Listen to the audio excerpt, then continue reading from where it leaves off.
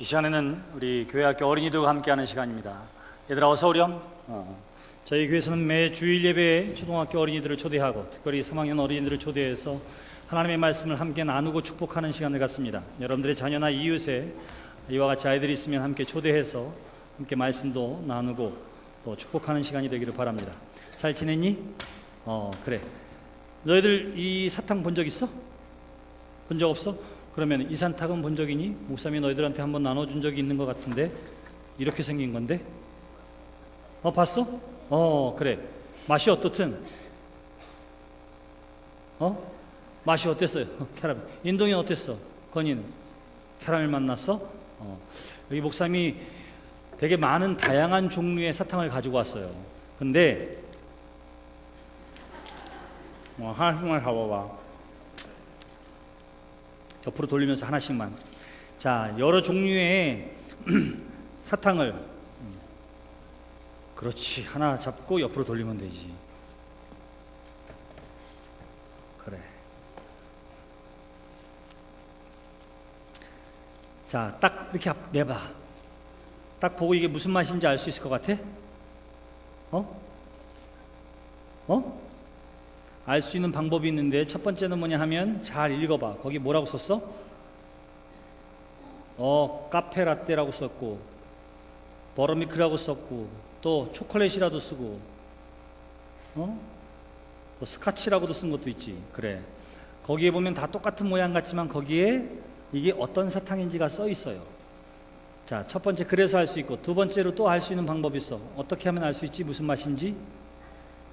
어떻게 하면 알 수 있어? 먹어봐야 맛을 알지. 뜯어서 먹어봐요. 무슨 맛인지. 그래. 이따가 뜯어봐도 돼. 이따가. 자, 똑같은 모양 같지만 서로 맛이 다 다릅니다.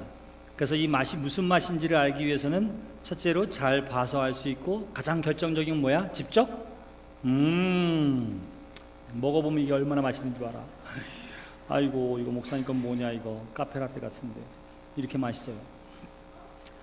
예, 하나 줄게요.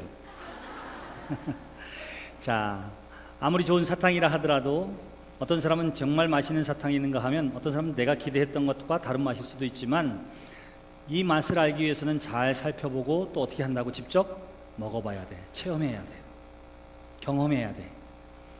예수님께서 우리에게 말씀하시기를 너희는 땅끝까지 이르러 내 증인되라고 말씀하셨습니다. 증인이라고 하는 말을 영어로는 witness 이렇게 썼어요. 근데 그 witness라고 하는 말에는 증인 혹은 목격자 이런 뜻도 있습니다. 내가 직접 보고 경험하고 체험해야 나아가서 전할 수가 있는 거예요. 다시 말하면 저 사탕은 맛있을 거야. 저 사탕 맛이 어떨까? 보고 있지만 다 몰라요. 근데 너희들처럼 직접 먹어보면 그 맛이 어떤지 알아서 그러면 누가 제일 정확할까? 여기 보고 있는 사람들이 이야기하는 걸까? 아니면 직접 맛본 사람들의 이야기일까? 그렇지. 직접 맛본 사람의 이야기가 가장 정확하고 가장 효과적이에요. 그래서 예수님께서 말씀하시기를 내 증인이 되라 라고 예수님이 말씀하셨을 때에는 너희들은 나를 만나고 내 안에서 내 은혜와 능력을 경험하고 그리고 나아가서 전하라. 이렇게 예수님께서 말씀하신 거예요. 사탕은 우리가 직접 먹어봐야 그 맛을 아는 것처럼 하나님의 은혜와 능력도 우리가 체험함을 통해서 경험함을 통해서 밖에 나아가서 친구들에게 왜 교회를 다녀야 하는지 왜 예수님을 믿어야 하는지를 이야기할 수가 있는 거예요. 자, 사탕은 맛보아 하는 것처럼 예수님도 만나야 한다 그랬는데 오늘 선생님을 따라가면 우리가 예수님을 만난다고 하는 것, 체험한다고 하는 것, 경험한다고 하는 것, 목격한다고 하는 것이 어떠한 의미인지를 선생님이 여러분들에게 또한 전해 줄 것입니다. 사탕을 보면서 맛보아 그 맛을 아는 것처럼 우리의 신앙생활도 경험과 체험이 중요한데 오늘의 말씀을 통해서 그것을 우리가 잘 경험하고 배우고 익혀서 세상에 나아가서 친구들에게 예수님에 대해서 교회에 대해서 얘기할 수 있는 그리스도의 증인 되기를 주님의 이름으로 기원합니다. 우리 일어나서 서로를 위해 축복하면서 찬양할까요?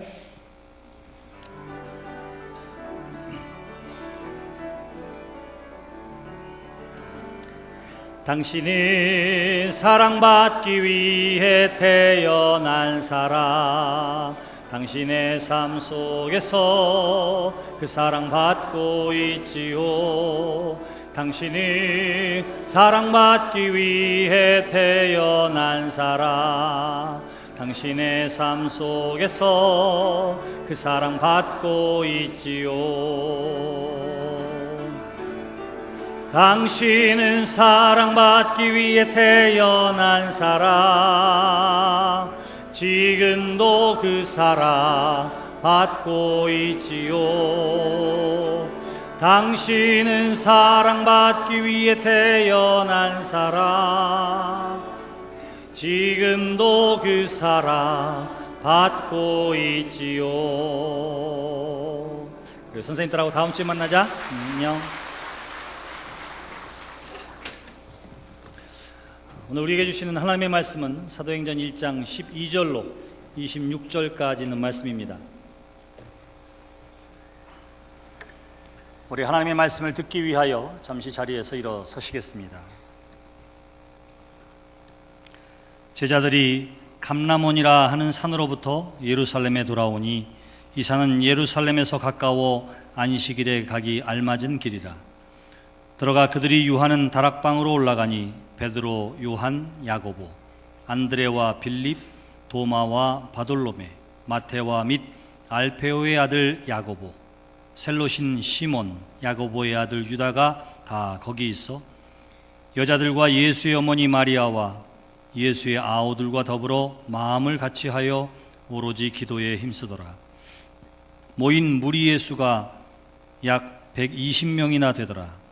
그때에 베드로가 그 형제들 가운데 일어서서 이르되, 형제들아, 성령이 다윗의 입을 통하여 예수 잡는 자들의 길잡이가 된 유다를 가리켜 미리 말씀하신 성경이 응하였으니 마땅하도다. 이 사람은 본래 우리 수 가운데 참여하여 이 직무의 한 부분을 맡았던 자라. 이 사람이 불의의 삭수로 밭을 사고 후에 몸이 곤두박질하여 배가 터져 창자가 다 흘러나온지라. 이 일이 예루살렘에 사는 모든 사람에게 알리어져 그들의 말로는 그 밭을 아겔다마라 하니 이는 피밭이라는 뜻이라. 시편에 기록하였으되 그의 거처를 황폐하게 하시며 거기 거하는 자가 없게 하소서 하였고, 또 일렀으되 그의 직분을 타인이 취하게 하소서 하였도다.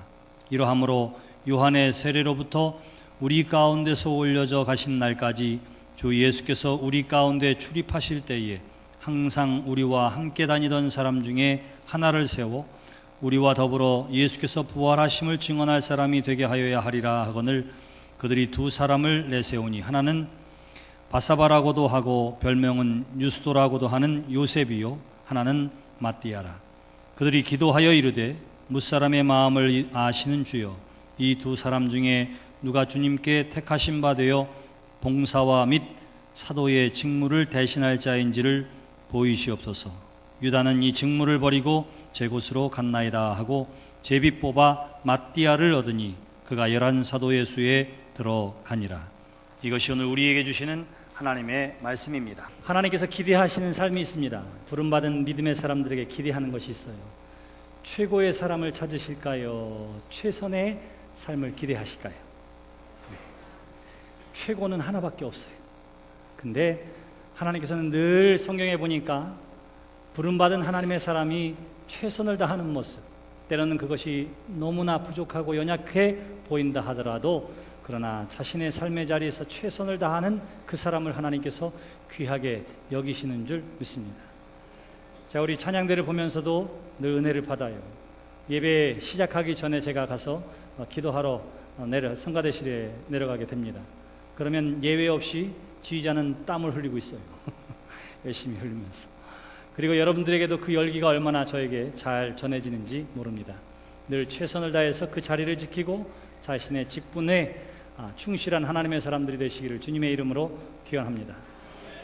오늘 우리가 함께 읽은 본문 말씀에는 예수님께서 부활하시고 제자들과 함께 하시다가 승천하신 후에 있어졌던 일들이 오늘 우리가 함께 읽은 본문 말씀의 내용입니다. 예수님께서 부활 승천하시고 그리고는 예루살렘의 제자들과 그리고 예수님의 어머니와 형제들과 예수님을 따랐던 여인들이 함께 모여서 마음을 합하여 오직 기도하기를 힘썼다. 성경은 그렇게 이야기합니다. 제일 먼저 예루살렘에 모였다. 마음을 합하여 기도하기에 힘썼다. 성경은 그렇게 이야기를 하고 있는 거예요. 각자의 고향으로 뿔뿔이 흩어졌던 제자들이 왜 예루살렘에 모여 있을까요? 마음을 합하여 간절히 기도했던 기도의 제목은 무엇일까요? 저들이 예루살렘을 떠나지 않았던 이유는 이미 성경에 나와 있습니다. 왜냐하면 예수님께서 뭐라고 말씀하시느냐 하면 승천하시기 전에 제자들에게 말씀하셨습니다. 사도와 함께 모으사 그들에게 분부하여 이르시되 예루살렘을 떠나지 말고 내게서 들은 바 아버지께서 약속하신 성령을 기다리라. 사도행전 1장 4절에 그렇게 되어 있습니다. 예수님께서 말씀하셨어요. 뭐라고 했다고요? 예루살렘을 떠나지 말아라, 성령을 기다려라. 이 두 가지 말씀 때문에 제자들이 흩어지지 아니하고 예루살렘에 있었던 것입니다. 이 두 가지 약속 때문에 그곳에 모여서 성령의 임재를 간절히 기도했던 것입니다. 바로 이 두 가지 이유 때문에 저들이 마음이 하나가 되어질 수가 있었던 거예요. 말씀을 붙들고 기도하는 여러분들이 되시기를 주님의 이름으로 기원합니다. 내 고집, 내 방식대로 되게 해달라고 내 뜻은 이러니 따라오세요라고 하지 말고 하나님의 뜻이 나를 통해서 내 삶을 통해서 이루어지기를 소망하는 말씀의 사람들이 되시기를 바랍니다. 어떤 사람이 기업을 경영하는데 목사님 기도 부탁인데 내가 좀 부자가 되게 해주세요. 이 사업 좀 잘 되게 해주세요. 그러면 제가 뭐라고 기도하는 줄 아세요? 뭐라고 기도하는지 아세요? 웬만하면 부탁 좀 해보세요. 그래야 들어오지. 누가 뭐라고 기도 부탁을 하든지 간에 제 기도는 동일합니다. 하나님, 이 사업장을 통해서, 이 일터를 통해서, 이 기업을 통해서 하나님의 영광을 드러내 주시옵소서. 하나님이 쓰시고 역사하는 기업의 증거를 보여 주시옵소서. 제가 늘 이렇게 기도합니다.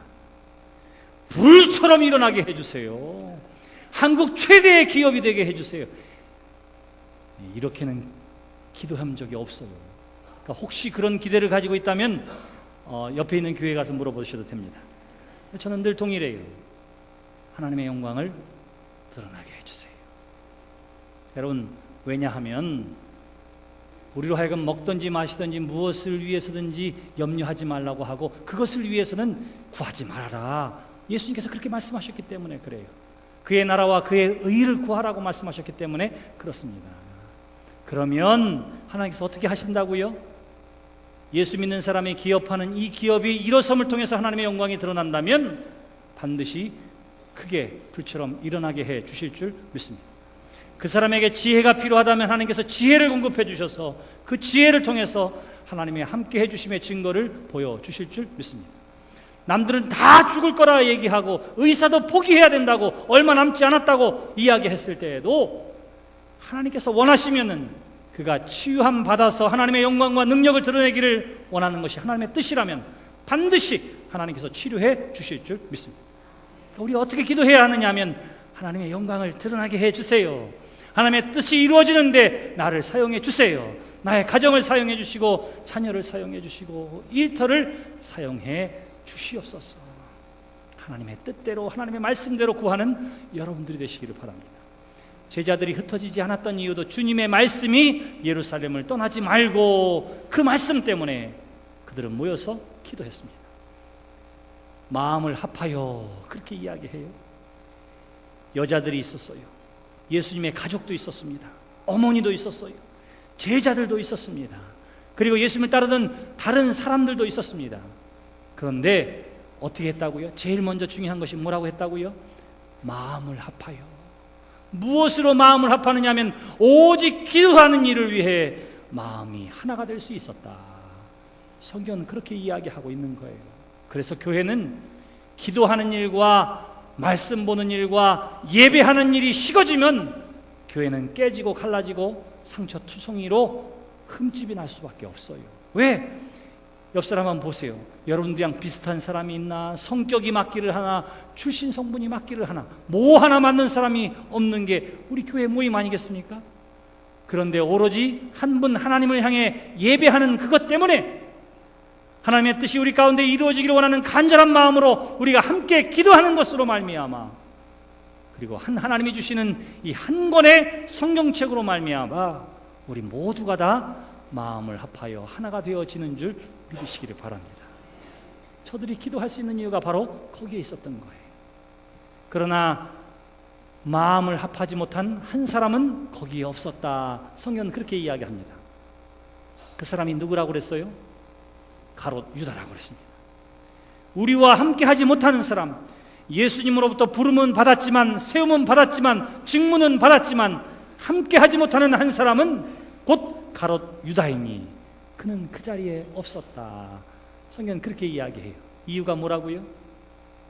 마음을 함께 할 수 없었기 때문에 그랬습니다. 그런데 그 한 사람 없는 것으로 말미암아 이제 베드로가 기도하는 가운데 받은 하나님의 인도하심을 통해 사람들을 모았습니다. 여기에 모인 사람이 120여 명이나 되었다. 성경은 그렇게 이야기해요. 그리고는 과연 이 12사도 가운데의 한 사람이 이 직무를 버리고 나갔는데 이 한 사람을 어떻게 해야 될까? 이 빈자리를 어떻게 해야 할까? 하는 문제를 가지고 저들은 기도합니다. 그리고 그 문제의 해답을 어디에서 찾느냐 하면 오늘 성경 보니까 바로 성경에서 찾았다. 그렇게 이야기해요.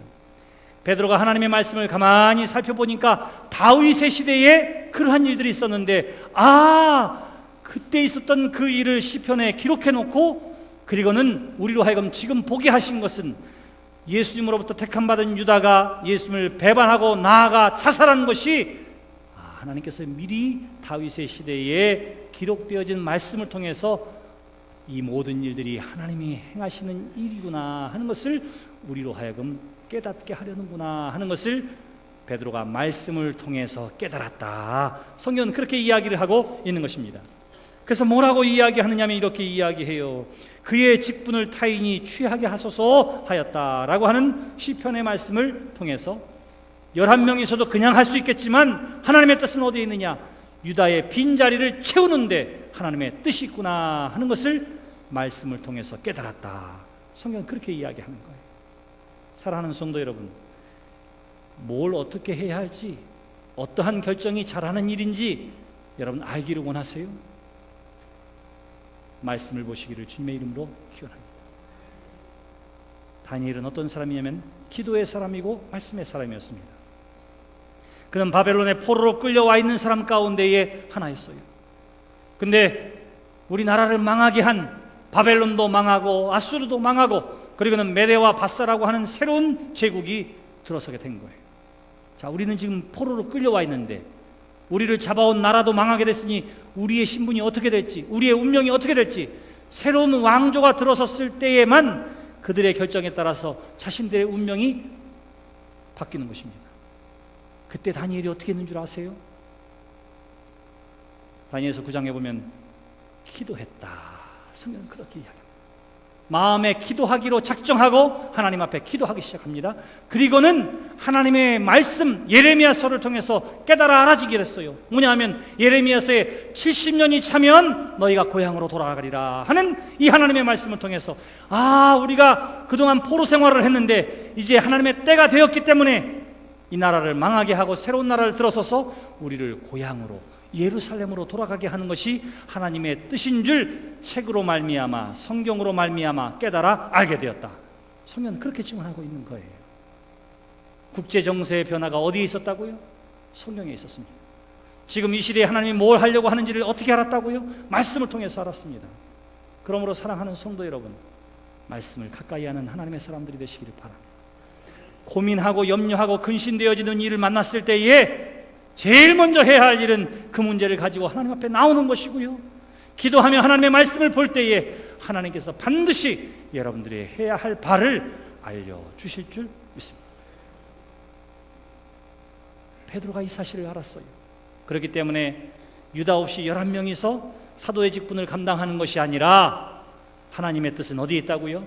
유다의 자리, 그 빈자리를 채워서 온전한 12사도가 짝을 지어서 하나님의 뜻을 따라서 사명을 감당함이 하나님의 뜻인 줄 알게 되었습니다. 이 사실을 가지고 이제는 이 120명 모여있는 사람들에게 이야기를 하는 거예요. 그랬을 때에 중요한 기준을 정해놓은 것이 있습니다. 21절, 유다의 빈자리를 채워야 함을 알았기 때문에 그가 한 일이 있습니다. 사람들에게 필요한 자질을 지금 제시하고 있는 거예요. 첫 번째가 뭐냐 하면 요한의 세례로부터 우리 가운데 가운데서 올려져 가신 날까지 주 예수께서 우리 가운데 출입하실 때에 항상 우리와 함께 있었던 사람이어야 한다 하는 것이었습니다. 자, 보세요. 예수님을 따르던 많은 사람들이 있었습니다.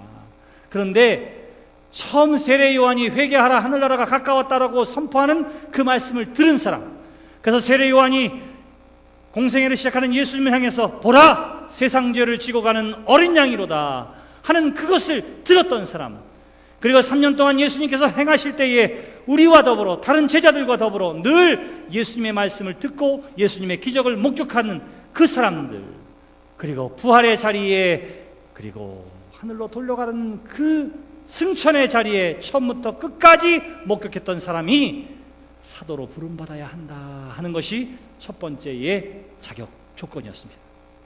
두 번째는 뭔가 하니 우리와 더불어 예수께서 부활하심을 증언할 사람이 되게 하여야 하리라.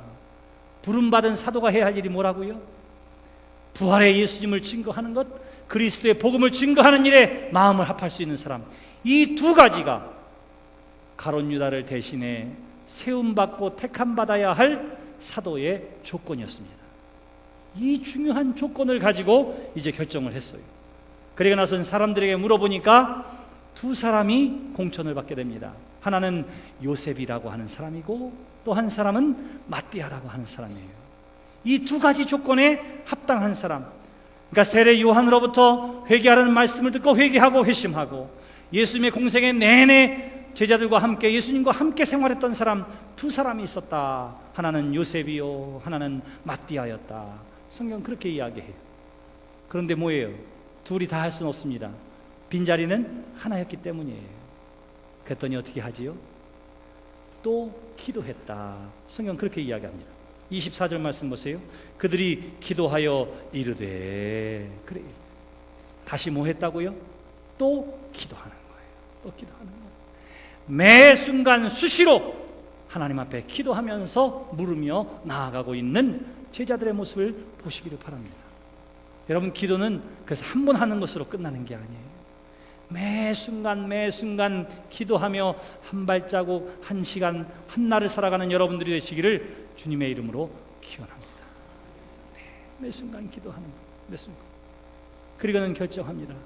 이미 구약 성경에서도 성경의 전통을 따라서 이루어졌던 것처럼 제비 뽑아서 그 중에 한 사람을 택하기로 했다. 성경은 그렇게 이야기하는 거예요. 여러분, 잠언 16장 33절에 보시면 사람이 제비를 뽑을지라도 이를 작정하시고 이루시는 분은 여호와 하나님이시니라. 그래요. 기도하고 제비를 뽑습니다. 사람이 제비를 뽑지만 그 일을 이루시는 분이 누구라고요? 하나님. 그래서 옛날에는 제사장이 그 옷 안에 우림과 둠빔이라고 하는 것을 두었어요. 그리고는 전쟁에 나아가는 것이 과연 하나님의 뜻입니까? 이 전쟁에서 나가야 할까요? 머물러 있어야 할까요? 할 때에도 온 백성들이 제사장과 더불어 함께 기도하면서 제비를 뽑아서 결정했습니다. 그리고는 사람이 뽑지라도 뭐예요? 그 결정은 누가 하신다고요? 하나님이 하시는 것으로 믿었던 거예요. 그 신앙 전통에 따라서 어떻게 했느냐 하면 이와 같이 기도하고 제비를 뽑으니 유다를 대신할 사람으로 누가 뽑혔다고요? 마띠아가 뽑혔느니라. 성경 그렇게 이야기합니다. 사랑하는 성도 여러분, 저는 이 아침에 선택받고 기도할 때 성령에 의해서 뽑힘받은 마띠아의 삶을 통해서 이미 저와 여러분들이 세상 가운데 부름받아 하나님의 자녀가 되어지고 하나님의 일꾼이 되어진 줄 믿습니다.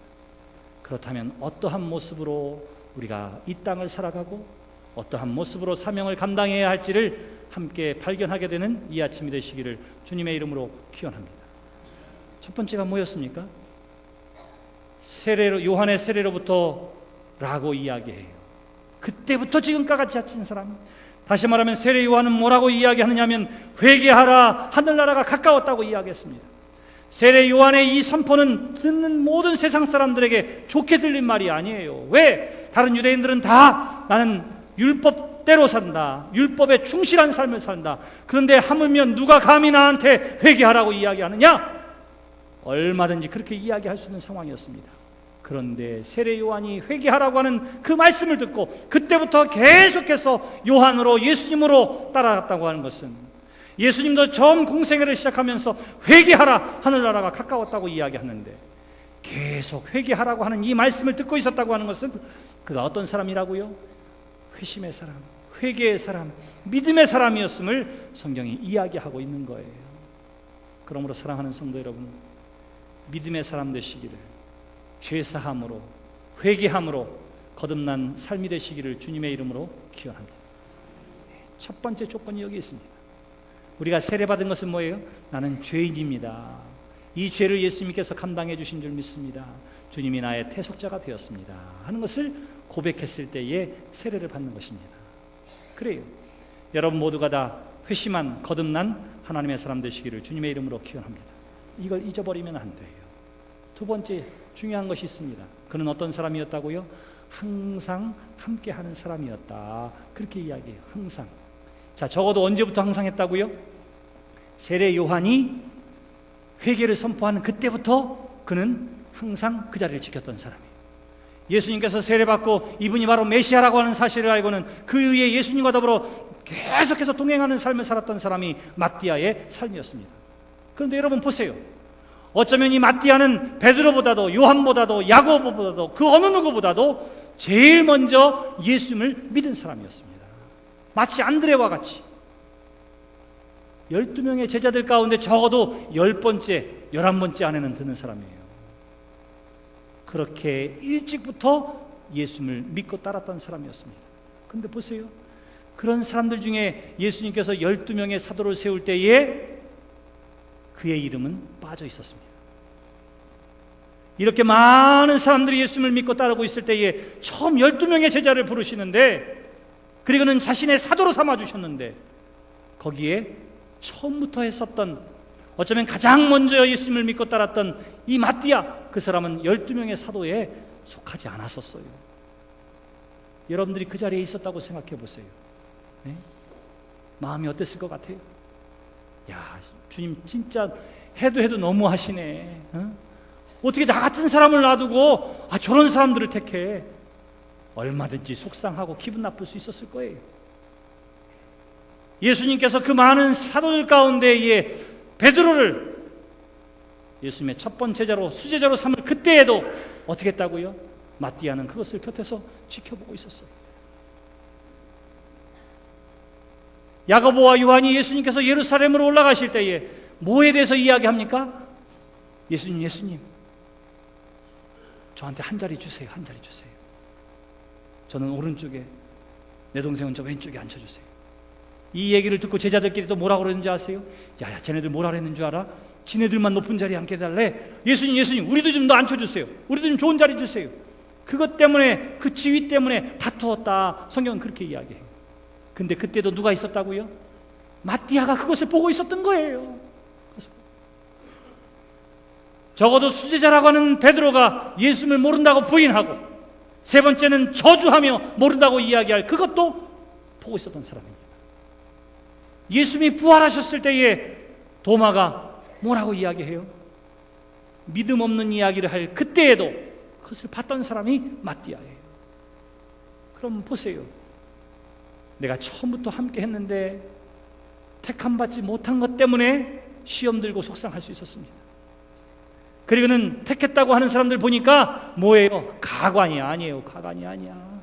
쌈박질하고 예수님의 마음도 헤아리지 못하고 의심하고 그런 부족함과 연약한 제자들을 마띠아는 보고 있었어요. 아이고, 예수님 사람 보는 눈도 저렇게 없을까? 이렇게 생각할 수도 있고요. 야, 내가 저런 사람들이랑 한 패거리가 되느니 차라리 니네들 안 보고 만다, 안 보고 말아. 얼마든지 떠날 수 있었습니다. 그런데 어떻게 했다고요?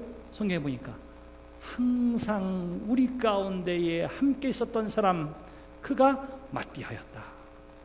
성경은 그렇게 이야기합니다.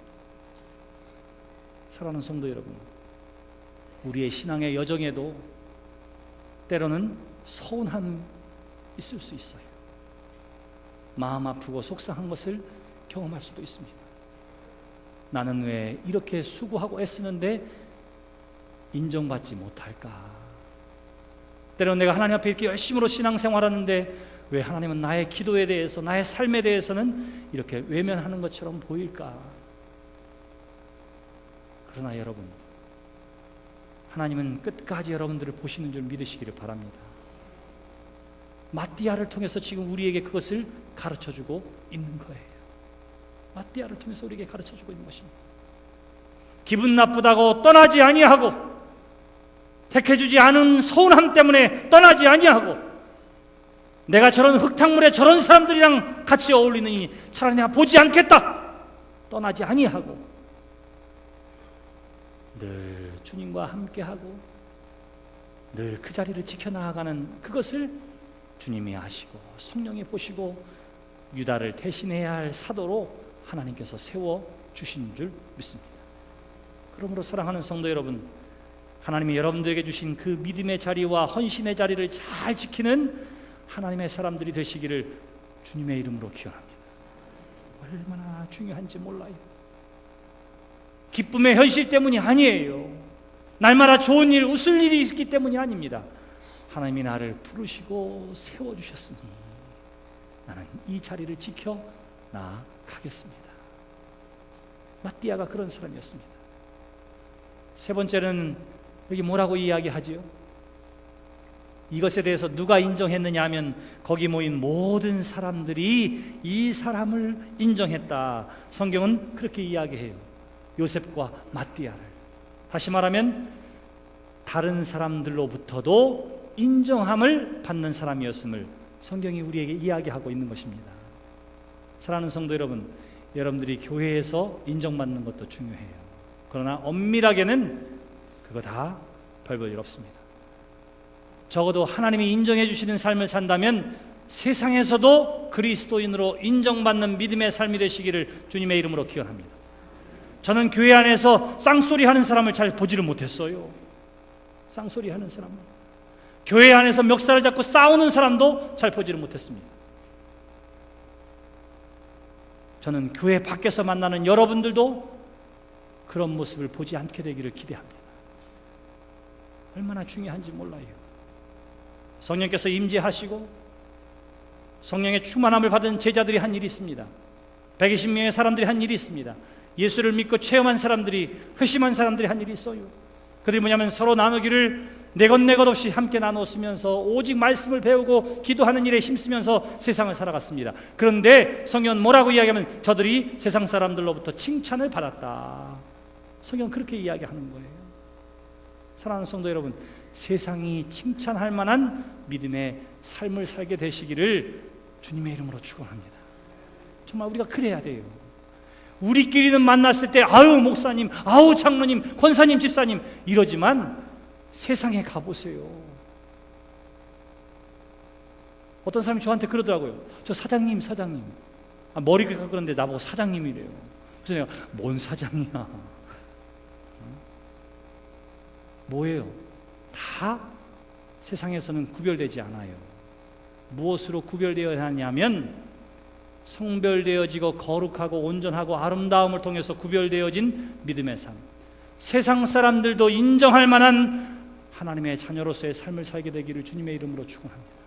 마띠아는 하나님으로부터 인정을 받았을 뿐만 아니라 주변 사람들로부터도 야, 저 사람이 대신할 만한 사람이야, 인정함을 받았다. 성경은 그렇게 이야기를 하고 있는 거예요. 오늘 우리도 마찬가지입니다. 저와 여러분들은 이미 부름받은 하나님의 자녀가 된 줄 믿습니다. 그리고는 각자에게 중요한 사명을 하나님께서 허락해 주셨어요. 첫째는 땅끝까지로 증인되어야 할 귀한 사명이 우리에게 있습니다. 때를 얻든지 못 얻든지 주의 복음을 증거해야 할 사명이 저와 여러분들에게 있는 거예요. 교회에서는 집사로, 권사로, 장로로, 목사로 부름받았습니다. 그냥 막 불러준 것이 아니에요. 마치 마띠아를 세울 때에도 일정한 기준을 가지고 있었던 것처럼 하나님의 사람들을 세울 때에도 일정한 기준을 가지고 우리가 부르고 세운 거예요. 이것은 우리 교회의 요람입니다. 2014년부터 15년까지 근데 이 요람 안에는 행사 계획도 있지만 중요한 몇 가지들이 있어요. 우리 교회가 어떤 교회인지를 알리는 것도 있고, 또한 우리 교회 직분자들이 어떠한 기준으로 세워졌는지 그 기준을 모든 사람들이 다 알도록 여기에 적어 놓았습니다. 그러니 이 기준은 뭐냐 하면 우리가 기도하면서 말씀에 비추어서 세움받은 거예요. 적어도 세례를 받으려면 예수 그리스도를 영접한 확실한 믿음의 고백이 있어야 합니다. 집사로 부름받기 위해서는 세례받고 2년 이상을 우리가 흘러가면서 정말 저는 하나님의 사람으로 부름받아 봉사의 일을 맡길 수 있겠구나, 사람들이 인정할 만한 사람이어서 집사로 세웁니다. 그 가운데에는 봉사하고 헌신하는 일 가운데 이제는 다른 사람들에게 권면하고 위로하고 때로는 말씀을 가르쳐주고 때로는 손잡고 기도할 만한 권면자로 세울 수 있겠구나. 저는 주일을 성수하고 10의 1조를 드리며 신앙생활의 모범이 되기에 그 일을, 그 헌신의 일을 맡겨야 되겠구나. 그렇게 해서 세움받은 사람들이 권사예요. 그 가운데에는 이제는 영적인 지도력을 담임 목사를 잘 도와서, 목회를 도와서 그 일을 좀 감당할 수 있도록 더 많이 충성하고 봉사하고 헌신하는 자리에 세움받기 위해 장로를 세웁니다. 이것이 우리가 가지고 있는 최소한의 임원을 세우는 기준이에요. 그러면 우리가 어떻게 해야 되겠습니까? 우리가 이 기준에 적어도 합당한 삶을 살기 위해 끊임없이 기도하며 노력하는 우리 연희 교회의 성도가 되시기를 주님의 이름으로 축원합니다. 집사님이고 권사님인데 3박 4일 휴가를 가는데 꼭 주일을 끼고 가는 사람들이 있어요. 주일은 예배하고 가세요. 휴가를 가시거든 월, 화, 수, 목 그렇게 다녀오시고, 금요일 날 좀 푹 쉬시고 토요일 날 잘 준비하고 주일 날 예배에 참여하는 성도가 되시기를 주님의 이름으로 기원합니다. 모처럼 휴가를 받는데 2주예요. 그러면 어떻게 하죠? 멀리 나가세요. 해외도 가고 긴 장거리 여행도 하세요. 그런데 주일날이면 우리가 그곳에 가서 어디 가서 예배를 드리지? 아이들이랑 먼저 의논하고 택하고 길을 알아두고, 주일이면 휴가 중에도 어떻게 해요? 그 현지에서 예배에 참여하는 성도들이 되시기를 주님의 이름으로 축원합니다. 이게 바른 성도예요. 이게 온전한 성도입니다. 주일 성수를 해야 하는 것, 하나님 앞에 10의 1조를 드린다고 하는 것은 하나님을 인정하는 것이라 그랬습니다. 그러니까 헌금을 얼마를 드리느냐가 중요한 것이 아니라 하나님이 내 삶을 책임져 주시고 나와 더불어 함께 해주시고 나로 하여금 소득이 있게 하신 분, 그것은 나를 보시고 지키시는 하나님이세요.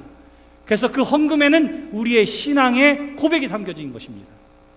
그래서 중요한 거예요. 그래서 때로는 우리 아내가 교회를 다니지 않기 때문에 제가 11조를 못해요.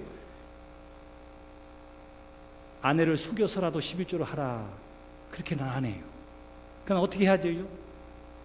내가 쓰는 용돈에서라도 나는 하나님을 나의 주인으로, 내 삶의 주인으로, 이 모든 것을 얻게 하신 주님으로 인정합니다. 하나님이 창조주 하나님이요 능력의 주님이십니다. 이렇게 구별해서 드리는 신앙의 고백이 10의 1조가 되어지고 주님의 예물이 되어지는 거예요. 우리가 그러한 삶을 살게 되기를 바랍니다. 어떤 사람은 잘하다가 권사가 된 다음부터 11조를 안 하는 사람도 있어요. 글쎄, 딴 교회에,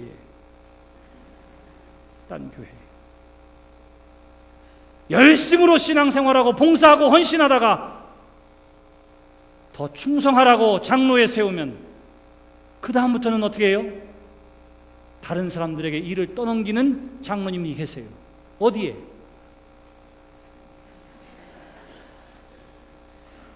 저 사람은 정말 특별한 사명이 있구나, 주의 종으로 삼아 놓았어요. 백성들을 바르게 인도하고 온전한 하나님의 말씀을 증거하며 축복하고 가르치고 섬기는 자리에 목사로 세웠습니다. 뭐 하라고? 양떼를 잘 치라고. 그랬더니 양을 잡아먹는 놈도 있어요. 어디에? 다 이렇게 있다 이렇게 기대하는 거예요. 그냥 아닐지도 모르지만. 그러나 사랑하는 성도 여러분, 저와 여러분들은 하나님이 불러주신 하나님의 사람, 그냥 막 세운 게 아닙니다. 예수님의 제자로 유다를 대신해서 누군가를 뽑았는데 그 사람은 신앙의 고백도 없는 사람이에요. 이랬다 저랬다 감정 때문에 움직이는 사람이에요. 그러는 힘을 합하여 주의 복음을 증거하는데 그랬다 안 그랬다 하는 사람이에요. 문제는 어디에 있습니까? 그 사람만 욕먹는 것이 아니라 누구도 예수님의 모든 제자단 자체에 흠이 되어지는 거예요. 그렇기 때문에 까다로운 기준을 가지고 세우는 것이고, 그렇기 때문에 마음을 아파요 힘써서 더불어 함께 하나님의 일을 하도록 하나님께서 불러주시고 세워주신 것입니다. 저와 여러분들도 마찬가지. 하나님이 그렇게 우리를 불러주시고 세워주신 줄 믿으시기를 바랍니다. 이제는 세상에 있는 사람들이 여러분들을 통해서 주님을 만나게 될 거예요. 세상에 많은 사람들이 여러분들의 신앙의 모습을 통해서 하나님을 믿으면 저렇게 예배하는 거구나, 저렇게 생각하는 거구나, 저렇게 행동하는 거구나. 누구를 통해서? 여러분들을 통해서 보게 되고 여러분들을 통해서 알게 될 것입니다. 제가 미국에서 처음 교회를 시작하게 된 이유가 있습니다. 한 쇼핑몰에 갔는데 어떤 사람이 저에게 와서 목사님이세요? 이렇게 물어보더라고요. 그래서 제가 알았어요. 야, 교인이 목사보다 더 신령하구나. 나는 그 사람이 한국 사람인지 예수 믿는 사람인지 알지도 못하는데 그 사람은 나한테 저기요 혹시 목사님 아니세요? 이러는데 아이고 얼마나 무서웠는지 몰라요. 이런 옷을 입고 다니지도 않고 그냥 슬리퍼에 청바지에 티셔츠를 입고 아무도 아는 사람 없겠지 이러고 다니고 있는데 글쎄 와서 그러는 거예요. 그리고는 교회가 시작됐습니다. 사람들이 모이기 시작했어요. 함께 예배하고 다 뭐냐면 처음 예수 믿는 사람이에요. 처음 예수 믿는 사람이에요. 그러니까 예배를 어떻게 드려야 하는 건지 또 뭘 어떻게 준비해야 하는 건지 아무것도 모르는 사람들이에요. 아무것도 모르는. 그때 제가 마음 먹은 것이 있습니다. 기도했던 것이 있어요. 그게 뭐냐 하면 사람들은 저를 보고 배우는 줄 알았더니 항상 이렇게 얘기하더라고요. 아유, 그 목사님이니까 그렇게 해야죠. 우리 기도해야 됩니다. 아유, 목사님이니까 기도하죠. 매일 말씀 보세요. 아유, 목사님이니까 매일 말씀 보지. 우리 같은 사람이 이러는 거예요. 그런데 제가 마음속에 간절한 기도의 제목이 뭐였냐면 우리 교회에도 먼저 예수 믿어서 신앙생활 하는 사람 한 사람이라도 있었으면 좋겠습니다. 주님, 정말 이렇게 기도했다니까요. 그랬는데 권사님 부부가 오셨어요. 권사님 부부가 얼마나 감사한지요. 근데 이 권사님 부부가 어떤 사람이냐면 기도의 사람이에요. 말씀의 사람이에요. 예배의 사람이에요. 헌신의 사람이에요. 사랑의 사람이에요. 그랬더니 그 다음부터는 목사님이니까 그렇게 하지요 이런 말 아무도 안 하더라고요. 그리고는 그 권사님이 예배하는 것처럼 예배하는 거예요. 적어도 예배 10분 전에 나와서 미리 준비합니다. 찬송가 부를 거 성경 말씀 다 찾고는 가만히 앉아있어요. 몇 주가 지났는데 교인들이 그렇게 따라하기 시작하는 거예요. 찬양을 하는데 알지 못해가지고 찬양을 부르는데도 제가 앞에서 부르는데도 저기서 그래. 이거 유행가 뭐랑 비슷하지 않냐? 막 이러면서 부르던 사람이 맨 앞에 앉아서 권사님들 찬양하는 모습을 보고는 최선을 다해서 찬양하는 거예요. 최선을 다해서 언어가 바뀌고 삶의 모습이 바뀌는 거예요. 누구를 통해서? 먼저 된 그 권사님을 통해서. 그게 하나님이 그를 불러주신 이유이고 그것이 이 시대에 저와 여러분들을 불러주신 하나님의 부르심의 이유인 줄 믿으시기를 바랍니다. 여러분들이 하나님 앞에 두려워 떠는 것, 여러분들이 세상에서 죄악 가운데에 하나님이 두려워서 떠는 것을 보고 세상 사람들도 온전하게 회복되어지는 일들이 반드시 있게 될 것입니다. 저와 여러분들을 하나님께서 세워주신 줄 믿습니다.